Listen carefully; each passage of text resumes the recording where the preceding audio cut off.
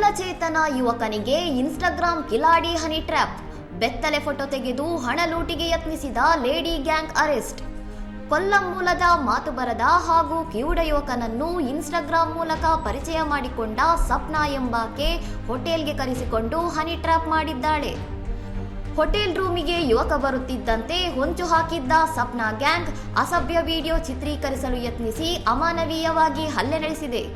ಯುವಕನ Google pay ಖಾತೆಯಿಂದ ಹಣ ಲೂಟಿ ಮಾಡಲು ಯತ್ನಿಸಿದ ಖದೀಮರು ಹಣ ಸಿಗದಿದ್ದಾಗ ಬೆತ್ತಲೆ ಫೋಟೋ ತೆಗೆದು ಬ್ಲ್ಯಾಕ್ ಮೇಲ್ ಮಾಡಿ ಕಳುಹಿಸಿದ್ದಾರೆ. ಈ ಕೃತ್ಯಕ್ಕೆ ಸಂಬಂಧಿಸಿದಂತೆ ಸಪ್ನಾ ಸೇರಿದಂತೆ 4 ಆರೋಪಿಗಳನ್ನು ಪೊಲೀಸರು ಬಂಧಿಸಿದ್ದು, ಸಂಜು ಎಂಬ ಮತ್ತೊಬ್ಬ ಆರೋಪಿಗಾಗಿ ಶೋಧ ನಡೆಸುತ್ತಿದ್ದಾರೆ.